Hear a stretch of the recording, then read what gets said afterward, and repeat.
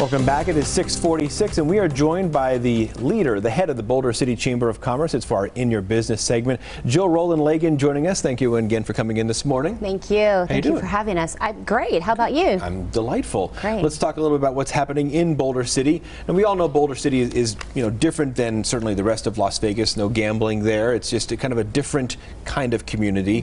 What are the impacts, the benefits for businesses in that in Boulder City because of just the way it works? So, Boulder City is different by design.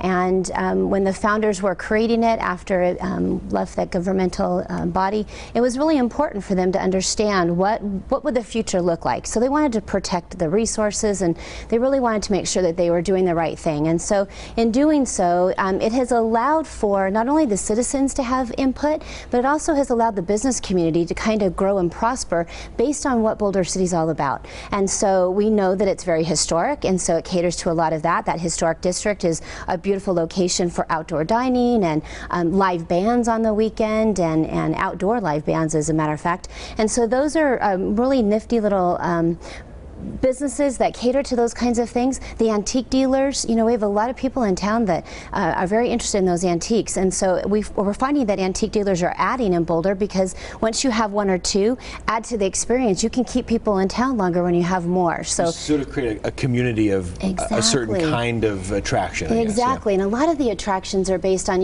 like we were talking a little bit earlier about Lake Mead and Hoover Dam, the Tillman O'Callahan Bridge, and even the railroad. Some of those things really cater to some of the different attractions that come to Boulder City. So whether it's Papillon helicopters that partner with some of the other attractions and they fly over Hoover Dam, or Black Canyon River Adventures, Hoover Dam raft tours, any of those types of attractions, many of those things come to Boulder because they are catering to the types of businesses that surround us. And we were also talking before we started, we're getting into the summer months. This is when it's more popular on Lake Mead.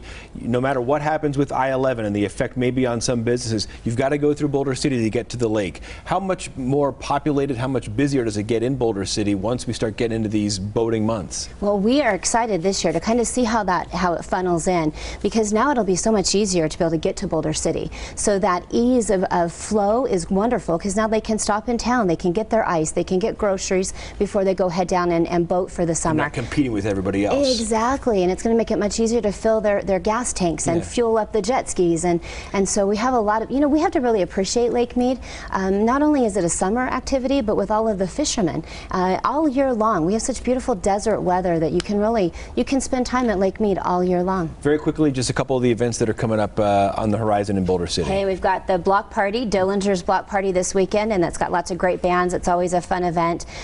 We have the barbecue challenge coming up pretty quickly. That's actually Memorial Day weekend, and that's always a huge success. And then 4th of July is always a wonder in Boulder. Excellent. Well, Jill, thank you again for coming in this morning, talking Boulder City, all good things Boulder City. Coming up